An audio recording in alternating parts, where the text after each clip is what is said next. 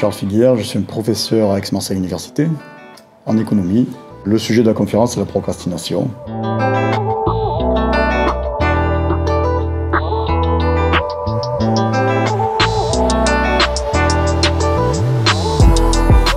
Alors la procrastination, donc c'est une tendance en fait, à disons toujours remettre, ou souvent à remettre pour certaines activités, à les remettre au lendemain alors qu'on ferait mieux de les faire le jour même. Et quand je procrastine, c'est comme s'il y avait 2 mois en fait. Tu vois, il y a un mois d'aujourd'hui qui décide de faire quelque chose qui va avoir des conséquences pour mon mois de demain. Et ces conséquences-là, mon mois de demain ne va pas les apprécier.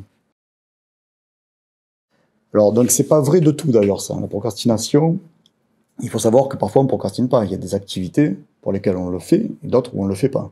Les jouets, quand on est gamin, au pied de l'arbre de Noël, on est censé attendre le lendemain, mais là on ne procrastine pas en fait, on veut les ouvrir tout de suite. Donc ça désigne en fait certaines tâches, avec cette tendance pour ces tâches-là à remettre plutôt au lendemain.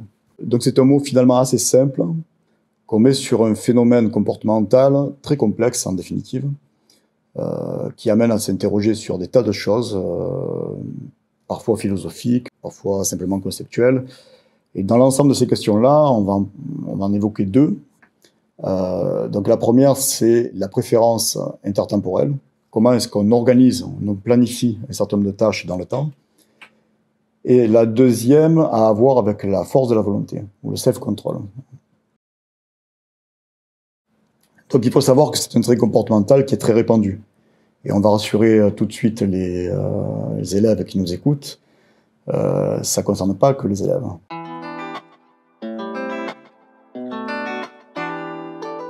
Ça ne concerne pas que les devoirs. Ça aussi, on peut rassurer les élèves. On peut procrastiner, et on procrastine pour des tas de choses. Donc ça s'applique aussi à la question des retraites, la planification pour les retraites, la santé, la lutte contre le changement climatique. Voilà. Donc, tout ça, ce sont des sujets, des domaines sur lesquels la procrastination, on peut l'observer. Et ce serait bien de comprendre qu'il y a derrière et éventuellement de lutter contre ça. Alors pour revenir sur les devoirs, on imagine que le choix d'un élève, je suis le prof, je lui propose de faire des devoirs, 2 possibilités, sachant que le devoir en question, mettons, il va durer 2 heures. Et je lui dis, tu peux les faire ce soir. Donc la deadline que je te donne, c'est pour demain. Et donc ce soir, ça veut dire que tu vas travailler 2 heures. Ou alors je te donne le choix, et le devoir, tu le fais, mais pour dans 1 mois. D'accord ? Simplement, si c'est dans 1 mois, je vais mettre un exercice de plus, ça ne prendra pas 2 heures, ça va prendre le double. Et typiquement, quand on pose la question aux élèves en moyenne, ils vont trouver plus désirable de choisir de faire 4 heures de devoir, mais à remettre dans 1 mois, plutôt que 2 heures de devoir, mais à remettre pour demain. Et alors, chose intéressante, c'est que si on décale les choses, si on leur dit, imaginons que plutôt on va raisonner dans 1 an. Donc dans 1 an, vous me ferez un devoir de 2 heures, ou alors dans 1 an et 1 mois, en fait, un devoir de 4 heures. Qu'est-ce que vous préférez ? Quelle est la désirabilité d'une option par rapport à l'autre ? Là, typiquement, par exemple, en moyenne, les gens vont répondre l'inverse. C'est-à-dire qu'ils vont simplement raisonner sur je préfère passer 2 heures à faire un devoir plutôt que 4. De toute façon, c'est dans très longtemps. Et voilà. Ça veut dire quoi, ça ? Ça veut dire que sur le court terme, et surtout quand ça a à voir avec une décision qui concerne l'immédiateté, on peut montrer une forme d'impatience. Alors que sur le long terme, au contraire, on va montrer une forme de patience. C'est une sorte de renversement de la façon dont on fait des choix et on les planifie dans le temps. Et donc, pour parler d'autre chose que les devoirs, on peut continuer les exemples en parlant de gains monétaires. Je redonne un exemple. Vous pouvez recevoir, disons, 100 € aujourd'hui, ou alors 150 € dans 1 mois. Et alors, question, qui préfère 100 € aujourd'hui et qui préfère 150 € dans 1 mois ? En moyenne, les gens ils vont préférer 100 € aujourd'hui plutôt que 150 dans 1 mois. Donc, même question, mais maintenant, comme j'avais fait pour les devoirs, est-ce qu'on préfère recevoir 100 dans 10 ans ou 150 dans 10 ans et 1 mois ? Cette fois, il y a un renversement des préférences et ils vont préférer 150. C'est quand même très, très répandu, ce genre d'attitude par rapport aux arbitrages intertemporels. Donc, on a affaire en fait, en gros, à un problème d'incohérence temporelle. On appelle ça comme ça. C'est un phénomène où, en gros, on est impatient dans le court terme, mais on peut devenir patient dans le long terme. C'est un petit peu comme s'il y avait deux individus, en fait, en chacun d'entre nous. Et alors, cette idée de deux individus, on la retrouve à la fois dans des travaux en économie, qui cherchent à expliquer le phénomène, et aussi en neurosciences, dont on a un petit peu parlé. Mais alors, en économie, ça a des implications très importantes pour plein de choses. Alors, on avait évoqué les retraites tout à l'heure. Si le gouvernement sait qu'il a affaire à des individus comme ça, qui peuvent se dédire selon qu'on leur pose la question pour maintenant ou pour plus tard, autrement dit, s'ils peuvent regretter quand ils seront vieux les choix qu'ils auront fait quand ils seront jeunes, en matière de retraite, qu'est-ce qu'il faut mettre en place comme politique? La France a fait un choix plutôt paternaliste, hein, qui consiste à dire que moi, l'État, je suis conscient de vos défaillances personnelles, du fait qu'il y a plusieurs mois en vous, et le mois d'aujourd'hui va contrarier le mois de demain. Et donc, je vais faire des choix pour vous que je vais comprendre. Voilà, donc en France, en fait, quand on est salarié, sur chaque mois, hein, la feuille de paye, hein, on a un brut et un net. La différence entre les deux, c'est toute une série de prélèvements. Et dans ces prélèvements, il y a une cotisation forcée, une épargne forcée pour la retraite. Alors, comment ça s'explique? On va interroger deux disciplines différentes. Donc, l'économie d'un côté et puis les neurosciences de l'autre. Commençons par l'économie, je connais un peu mieux. Je vais procéder en deux temps. Vous donnez d'abord un paysage intellectuel un petit peu général, et ensuite rentrer dans des détails un peu plus techniques. Le paysage intellectuel général, il est façonné par une série de résultats produits donc, au XXe siècle, et qu'on peut regrouper sous l'expression théorie des préférences révélées. Alors, qu'est-ce que c'est que cette bestiole, hein? Alors d'abord, c'est un théorème d'Afriat, 1967, très important. Donc c'est un théorème, ça veut dire qu'il y a des hypothèses et un résultat.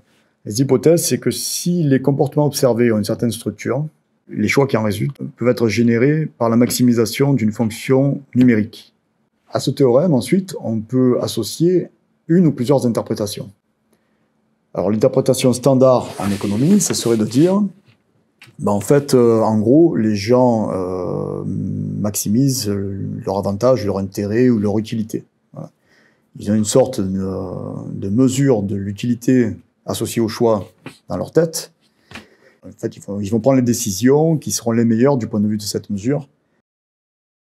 Toujours dans ce paysage intellectuel très général, hein, bien distinguer ces deux choses-là, ces deux étages, donc le théorème, c'est un résultat de maths, et l'interprétation qu'on peut lui associer.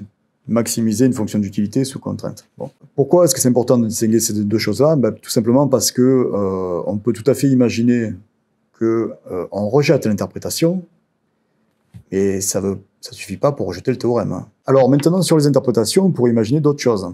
On pourrait imaginer que ce qu'on observe n'est pas le fruit d'un calcul rationnel froid, comme pourrait le faire quelqu'un de brillant ou qui ressemble à un ordinateur, quoi.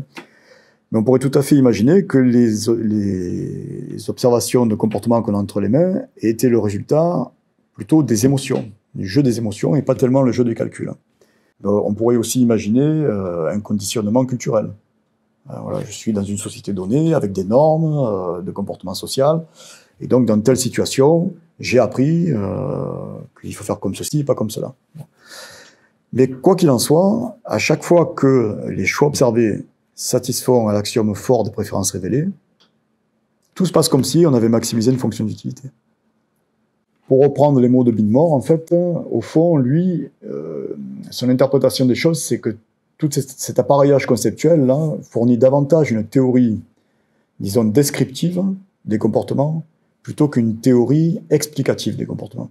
Justement parce que à un certain nombre de comportements donnés qui ont une certaine structure, en réalité, on peut associer plusieurs schémas explicatifs. Et à partir des observations, on ne peut pas distinguer entre tous ces schémas explicatifs.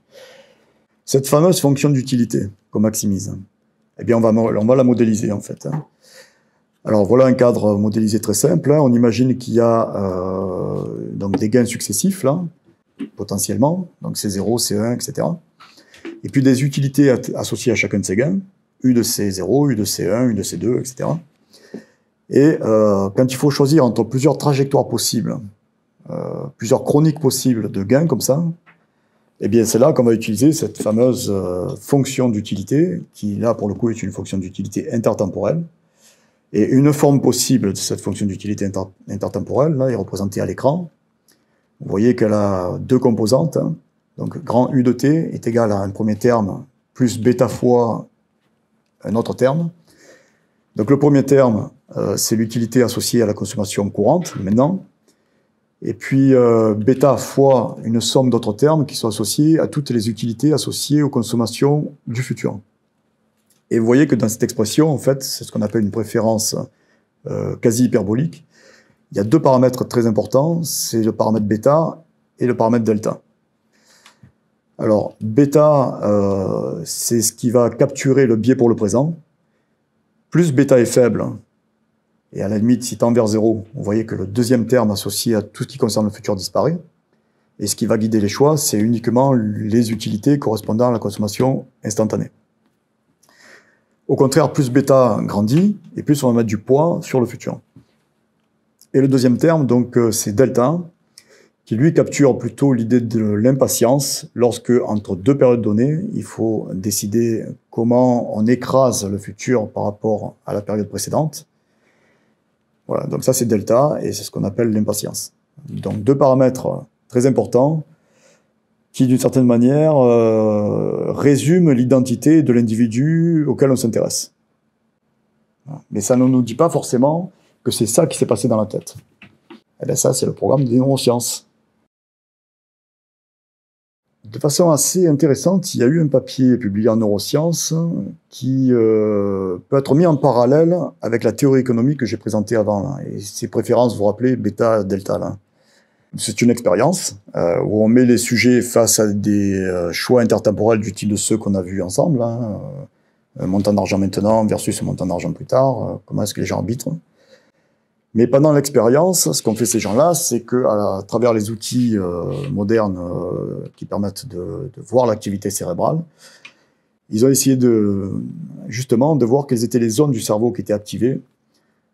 Et donc il y en aurait une qui serait plutôt impliquée dans les émotions.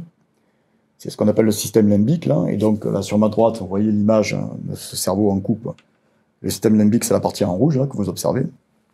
Donc ça, ce serait plutôt le lieu des émotions. Il y a une autre zone qui est aussi impliquée dans les choix là, qui a été fait dans cette expérience, c'est celle que vous observez en bleu, et qui correspond au cortex préfrontal. Le cortex préfrontal, dans cette façon d'envisager les choses, serait plutôt associé à tout ce qui relève des fonctions cognitives supérieures. Donc le calcul, la rationalité, ce genre de choses. Lorsque les choix auxquels sont confrontés les gens impliquent des alternatives où une des branches concerne l'immédiateté versus le futur, à contraster avec les situations de choix où, comme tout à l'heure dans l'exemple, on fait des arbitrages intertemporels, mais qui sont tous dans le futur. Hein, où là, c'est plutôt la zone bleue qui va être activée. Voilà. Alors, du coup, on est tenté de dire, tiens, ben, peut-être qu'au fond, ce que les économistes ont capturé à leur manière avec leur préférence bêta-delta, c'est ce qu'on observe dans le cerveau, où bêta, donc on a ces deux instances de décision qui cohabitent en fait, hein, et qui interagissent. Et dans les choix qui impliquent une option immédiate, c'est plutôt le système limbique qui va dominer. Et ça, c'est capturé par l'importance du paramètre bêta. Alors que dans les choix qui sont plutôt dans le futur, là, on va voir plutôt une dominance, une prépondérance du système préfrontal. Voilà, c'est un petit peu ça l'idée. Alors, voilà, c'est très intéressant. Et par rapport à l'économie, c'est vrai que ça nous fournit une explication supplémentaire, puisque au fond, ça veut dire que le biais pour le présent, c'est un biais qui implique des émotions. Ça relève moins du calcul que des émotions. Oui. Autre chose intéressante qu'on apprend à travers les neurosciences, c'est que ces auteurs trouvent que la façon dont ces deux systèmes, là, limbique et préfrontal, interagissent, et avec un système qui prend le pas sur l'autre, peut dépendre aussi de la nature du gain.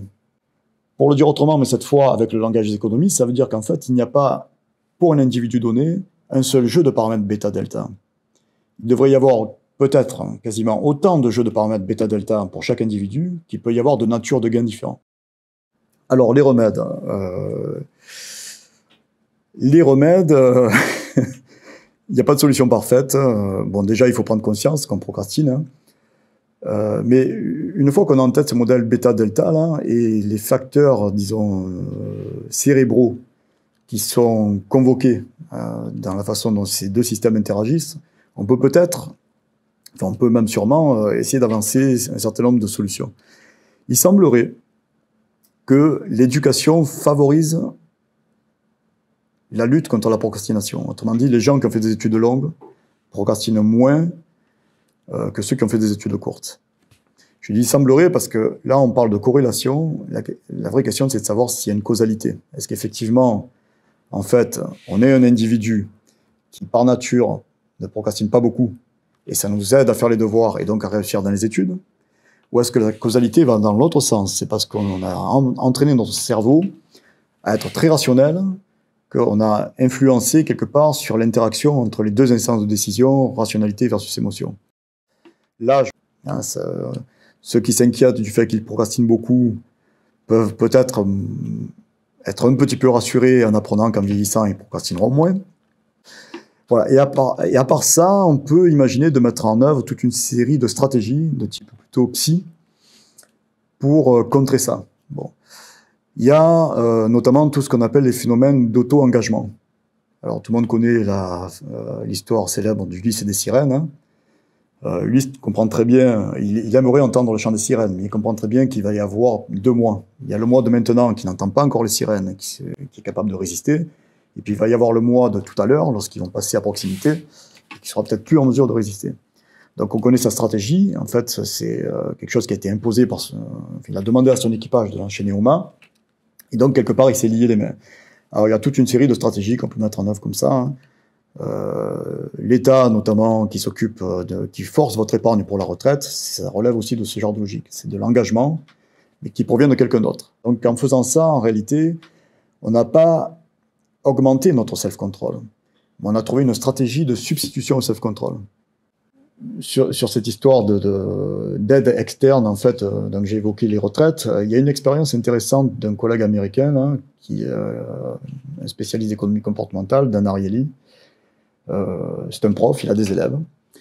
Et donc, il leur a proposé 3 possibilités pour les devoirs, pour l'assignement des devoirs. 3 traitements, finalement. Il leur a dit, bon, première possibilité, je vais, moi, fixer les dates auxquelles vous allez obligatoirement me rendre les devoirs. Donc là, on retrouve l'idée de l'État paternaliste qui force les choses. Deuxième traitement, je vais vous demander à vous, les élèves, de me donner 2 dates. Donc c'est pas moi qui les fixe, c'est vous. Mais après, il faudra vous engager à le faire. C'est-à-dire que si vous avez du retard par rapport aux dates que vous m'annoncez, il y aura des pénalités. Troisième traitement, en fait, vous rendez les 2 devoirs comme vous voulez. Quel groupe d'élèves a eu les meilleures notes? En 1, c'est quand c'est le prof qui force les choses et qui dit voilà, les dates c'est comme ça et pas autrement, il fait son dictateur. Là. Après, la question un peu plus subtile qui peut intéresser, c'est dans les 2 autres possibilités. Eh bien, la réponse est le deuxième traitement, c'est-à-dire celui où quand même on leur demande de s'engager sur des dates.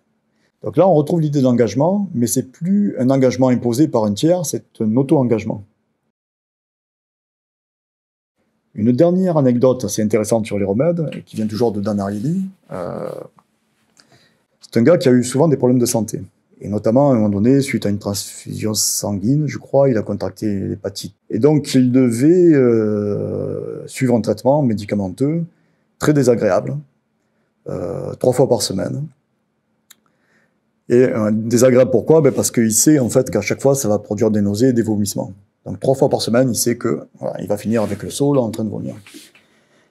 Mais en même temps, il est conscient de l'importance de se soigner. Et statistiquement on sait qu'en fait, beaucoup de gens se soignent mal à cause de ça, sur l'hépatite. Hein. Et bien lui, il a réussi. Alors, est-ce qu'il a réussi parce qu'il avait plus de volonté que les autres? Avec une certaine modestie, il répond non, mais il a mis en place un stratagème psychologique qui était le suivant. Il s'est dit, moi, je vais faire en sorte que chaque jour de la semaine où je sais que je dois prendre ce traitement et je sais que je vais être malade, je m'autorise, tout de suite après avoir pris le traitement, à voir, alors c'est un fan de bons films, hein, ben, je m'autorise tout de suite, dans la foulée, à me mettre un DVD là et regarder le film qui me plaît. Voilà. Et ça a pas mal marché pour lui. Alors il vomissait à chaque fois, hein, mais ce qui est intéressant dans cette affaire-là, donc, c'est qu'il a procédé à une sorte d'autocontrainte, mais à la différence des étudiants là, qui avaient eux-mêmes choisi la date, lui il a ajouté quelque chose. Hein. Il a ajouté une dimension de plaisir liée au fait de visionner des films. Et quand on repense à l'histoire, là, vous savez, du système limbique versus le système préfrontal, c'est très malin, parce qu'en fait, la procrastination, finalement, c'est quoi? C'est que les événements qui ne nous plaisent pas, on va les remettre demain. Mais quand on associe à cet événement-là quelque chose qui, dans le système limbique, va relever du plaisir. Alors, il y aura toujours le fait de vomir aussi, mais vous voyez, on compense la prépondérance que va prendre le système limbique qui va nous pousser à retarder la prise de médicaments. Justement parce qu'on associe du plaisir avec ça. Bon, il semblerait que pour lui, ça ait marché. Qui peut savoir à quoi ressemblerait la même vidéo si on la refait dans 1 mois ou dans 10 ans? Je sais pas, mais c'est un sujet de recherche passionnant.